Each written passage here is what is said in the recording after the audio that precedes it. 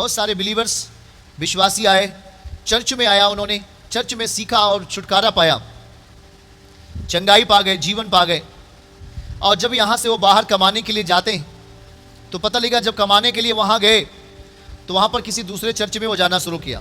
ध्यान से सुनिएगा, जब किसी दूसरे चर्च में वहाँ पे जाते हैं तो वहाँ की जो व्यवस्थाएं हैं, वहाँ की शिक्षाएं हमें तो नहीं मालूम, पर वो व्यक्ति यहाँ से जब वहाँ जाता है तो वहाँ की जो नियम कानून है, वहाँ की जो बातें हैं, इनको सुनाई पड़ती हैं।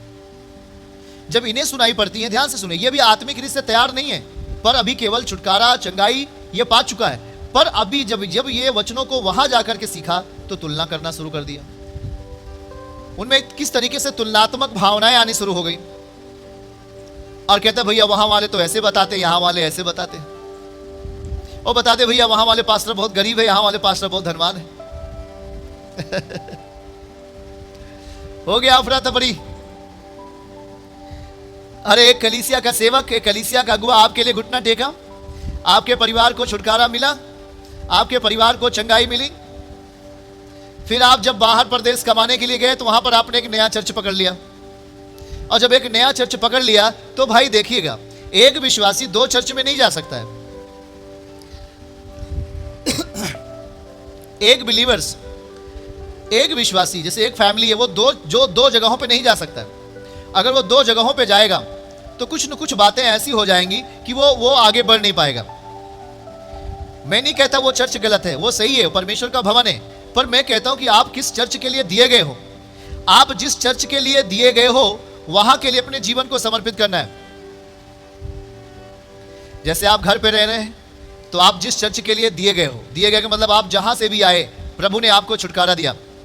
जैसे आप कानपुर से आप आए आश्रम में, रायबरेली से चले आए भाई आश्रम में, अब आश्रम में आ गए हो, हम आए हो और प्रभु ने आपको यहाँ पर छुटकारा दिया, आपको वहाँ पर प्रभु ने चंगाई दी। मध्य प्रदेश से चले आए चर्च में, वहाँ बहुत सारे चर्च है, बहुत सारी कलीसिया है, पर आप यहाँ आ गए मालूम नहीं, और जब यहाँ पे आए तो प्रभु ने आपको वो सारी ज़रूरतों को पूरा किया, आत्मिक जो आपको जीवन में ज़रूरत थी। और जब आप अपने शरीर को छुटकारे को पा लिए, चंगाइयों को पा लिया, पूरा परिवार आशीषित हो गया, तो पता लगा जब आप परदेश गए तो वहाँ आपके सामने एक वो चर्च था। जब वहाँ पे आप चर्च में गए तो वहाँ की बातों को आपने सुना, यहाँ की बातों को तो आप सुन ही रहे हैं। जब वहाँ की बातें सुनी, यहाँ की बातें सुनी, दोनों को आप आपके अंदर कंप्रोमाइज करते हैं, उसको तुलना करते हैं, या दोनों को एक साथ, उसको तुलनात्मक शब्द, कंप्रोमाइज नहीं, उसको तुलनात्मक करते हैं। अब क्या करते, कौन वजन है, कौन हल्का है, कौन वजन है, कौन हल्का है। और बड़ी समस्या है, ये बड़ी विडंबना है आज कलीसियाओं में, कौन वजन है, कौन हल्का है ना। बोलते भाई हमारा पास्टर एरोप्लेन से आता है, भाई हम तो एरोप्लेन से नहीं आते। बोलते भैया हमारे पास्टर के पास 10 VIP गाड़ियां हैं, भाई हमारे पास 10 तो नहीं है।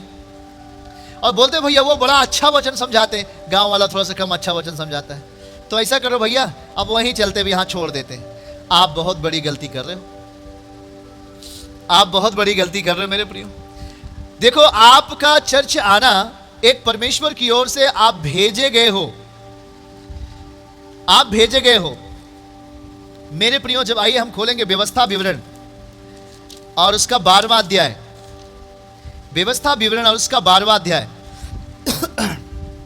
हमारे साथ खोलिए व्यवस्था विवरण 12 अध्याय, और वहां पे क्या चीज लिखा गया है। जब आप हेडिंग पढ़ेंगे तो लिखा है एक ही आराधना स्थल। आप भेजे गए हो उस चर्च के लिए जहां पे खुदा आपको आशीष करने वाला है, परमेश्वर आपको छुटकारा देने वाला है। मैंने बताया कि एक व्यक्ति 2 चर्च में नहीं जा सकता, एक परिवार 2 जगहों पे नहीं जा सकता, उसको एक जगह चुनना है, और उसको खुदा ने पहले से बता दिया है कि तुम्हें कहां पे जाना है। ये डिसाइड, ये परमेश्वर ने निर्णय लिया है, और प्रभु ने उस व्यक्ति को वहां भेज दिया है, वो कितना दूर क्यों ना हो, पर प्रभु ने उसको वहीं पर भेजा है। यहां पे देखिएगा व्यवस्था विवरण उसका 12वां अध्याय, हमारे साथ बने रहिए, परमेश्वर सब कुछ सही करेगा। व्यवस्था विवरण उसका 12वां अध्याय से हम जब पढ़ें, 12 अध्याय का और 11 वचन लिखा है, तुम निडर रहने पाओ, तब जो स्थान तुम्हारा परमेश्वर यहोवा अपने निवास ठहराने के लिए चुन ले, उसी में तुम अपने होम बलि, मेल बलि, दशमांश और उठाई हुई भेंट और मन्नतों की सब उत्तम उत्तम वस्तुएं जो तुम यहोवा के लिए संकल्प करोगे, अर्थात जितनी वस्तुओं की आज्ञा मैं तुमको सुनाता हूं उन सबको वहीं ले जाया करना। हालेलुया, परमेश्वर की महिमा हो। मेरे प्रियो, ये मैं अपनी इच्छा से नहीं बोल रहा हूं, ये परमेश्वर की इच्छा से बोल रहा हूं। आपको परमेश्वर ने यदि आपको जिस चर्च में भेज दिया, आप शुरुआत में जहां से आपको खुदा ने जीवन दिया, जिस चर्च ने आपके लिए परिश्रम किया, जिस चर्च ने आपके लिए घुटना टेका, जिस चर्च ने आपके लिए मेहनत की, आपके लिए एक पिता की तरह संवारा, एक गार्जियन की तरह आपको सुरक्षा के लिए प्रार्थना किया, आपको गाइडलाइन दिया, आपको दिशा दिया, आज आप अगर आप छुटकारा पा करके किसी दूसरे चर्च को ज्वाइन करते हैं, तो हमारा जहां तक ख्याल है कि आपका ध्यान इधर भी है, आपका ध्यान उधर भी है। तो दोनों तरफ की जो बातें हैं, कहीं ना कहीं आपको है तो परमेश्वर की बातें, पर कुछ न कुछ मायनों में वो बातें कहीं ना कहीं अलग रहेंगी। तो आप क्या कर पाएंगे? वहां पर आप बढ़ने के बजाय आप नीचे चले जाते हैं, और आपका सिस्टम जो है वो मिस्टेक हो जाएगा। आपका प्रार्थना करने का सिस्टम, भाई हम यहां कैसे आपको समझा रहे हैं, शायद वो आपको वैसे ना बताता हूं, या वो कैसे बताता है हम वैसे ना बताते हूं, तो एक परिस्थिति जो है वहां पर डावाडोल हो जाती है। इसलिए सारे विश्वासी ध्यान से सुने, हमारी आवाज सुन रहे हैं तो। Hallelujah, thank you Jesus, hallelujah hallelujah, thank you परमेश्वर, धन्यवाद धन्यवाद धन्यवाद। अल्ब्रो जैखे शाह, ध्यान से सुने मेरे प्रियो, ध्यान से सुने, ध्यान से सुने आप। यदि आप हमारी आवाज ध्यान से सुन रहे हैं तो ध्यान से सुने, हम क्या बताना चाह रहे हैं आपको। कह रहे हैं कि तुम निडर रहने पाओ, तब जो स्थान तुम्हारा परमेश्वर यहोवा अपने नाम का निवास ठहराने के लिए चुन ले। आपने नहीं चुना, परंतु परमेश्वर ने चुना। क्या चीज? तुम्हारा परमेश्वर। आप बाइबल खोले हैं तो आप देखिए जरा, व्यवस्था विवरण 12 अध्याय 11वां वचन। तुम्हारा परमेश्वर यहोवा अपने नाम का निवास ठहराने के लिए, अपने नाम का निवास ठहराने के लिए चुन ले। तो परमेश्वर ने जो चुना, जब प्रभु ने चुन लिया, तो उसी में, जरा ध्यान से सुने, उसी चर्च में, वहीं पर तुम अपने होम बलि, मेल बलि, दशमांश, उठाई हुई भेंटें और मन्नतों की सब उत्तम उत्तम वस्तुएं जो तुम यहोवा के लिए संकल्प करोगे, अर्थात जितनी वस्तुओं की आज्ञा मैं तुमको सुनाता हूं, उन सबों को वहीं ले जाया करना, वहीं ले जाया करना। क्या बता रहा है परमेश्वर? जब प्रभु ने आपको, आपके लिए एक जगह चुन लिया है, जब परमेश्वर ने आपको एक स्थान चुन लिया है, तो आपका जो जीवन है समर्पित हो जाना चाहिए परमेश्वर के प्रति। और जो कलीसिया में प्रभु, जो कलीसिया आपको प्रभु ने दिया है, जो चर्च प्रभु ने आपको दिया है, उसमें स्थिर रह करके आप अपने कामों को खुदा के प्रति ईमानदारी से करते जाएं। यही बात लिखा गया। और क्या आगे लिखा गया, हम पढ़ते हैं, हालेलुया। और लिखा है, सावधान रहना, तुम अपने होम बलि को हर एक स्थान पर जो देखने में आए न चढ़ाना, परंतु जो स्थान तेरे किसी गोत्र में यहोवा चुन ले, वही अपने होम बलि को चढ़ाया करना। जिस जिस काम की आज्ञा मैं तुझको सुनाता हूं, उसको वही करना। मेरे प्रियो, परमेश्वर सामर्थी है, उसे मालूम है कि खुदा आपको एक घर देगा जिसमें हम लोग एक साथ रह करके उसकी आराधना करते हैं। परमेश्वर को मालूम है वो बगैर घर के आपको नहीं रखेगा। वे कहते हैं, पतरस मैं तुझ पर एक घर बनाऊंगा, मैं तुझ पर एक कलीसिया बनाऊंगा जिस पर अधोलोक का फाटक कभी प्रबल नहीं होगा। तो जो परमेश्वर का कलीसिया है, जो प्रभु की देह है, उसमें आपको वो खुद ले जाता है। आप अपने आप से कलीसिया नहीं आए हो, आप अपने आप से कलीसिया में नहीं आए हो, परंतु परमेश्वर आपको ले आया है। प्रभु आपको ले आया है मेरे प्रियो।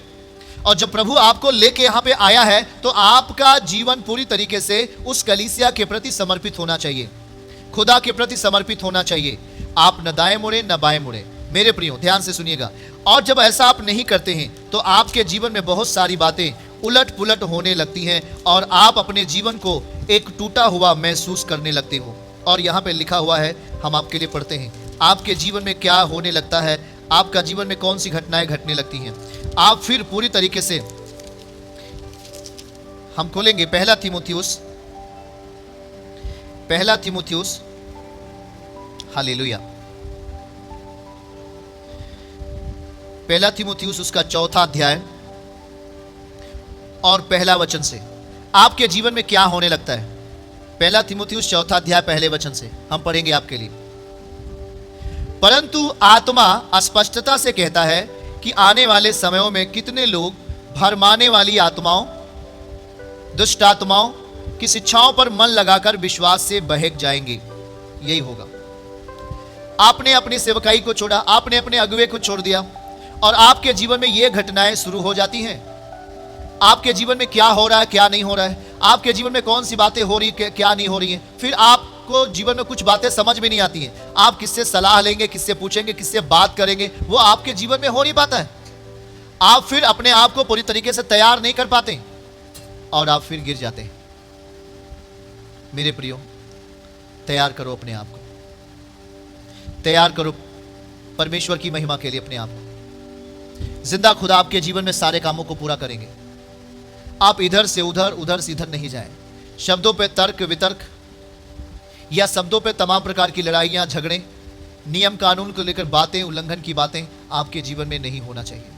आप जब एक स्थान पर बने रहेंगे, चर्च में बने रहेंगे, तो निश्चय परमेश्वर आपके लिए बड़ी ब्लेसिंग तैयार करके रखा है। प्रभु ने आपको जिस कलीसिया में रखा है, जिस सेवकाई में आपको रखा है, आप वहीं पर ईमानदारी से अपने जीवन को लगा दीजिए। आप लगातार सेवकाई में बने रहेंगे। परमेश्वर आपके जीवन के लिए अद्भुत रीति से आपके जीवन को आशीषित करेगा और अनुग्रहित करेगा और आत्मा से भरपूर करेगा। मेरे प्रियो, परमेश्वर चाहता है आपके जीवन को आशीषित करना और आपको छुटकारा देना, आपको नया जीवन देना। इसलिए आज अपने आप को तैयार करें और परमेश्वर की अनुग्रह में, प्रभु की दया में आगे बढ़ते जाइए। तो इस बात का हमेशा ख्याल रखें मेरे प्रियो कि आप अपने जीवन में किसी भी प्रकार का धोखा नहीं आने दें। कोई भी प्रॉब्लम आती है, कोई भी समस्या आती है, कोई बोलता है भाई यहाँ चलो, कोई बोलता है वहाँ चलो, तो एक बार आप अपने आत्मिक अगुवे से जरूर पूछ लीजिए। यदि आत्मिक अगुवा बोलता है ठीक है आप जाइए, तो आप जा सकते हैं। नहीं तो बाद में एक समस्या ये आएगी, वो भैया ऐसे बताते हैं, वो पास्टर ऐसे बताते हैं, वो ऐसे बताते हैं, ये ऐसे बताते हैं, तो आप उसी में उलझन में फंस जाते हो और आप संसार से भी बेहतर आपकी जिंदगी हो जाती है मेरे प्रियो।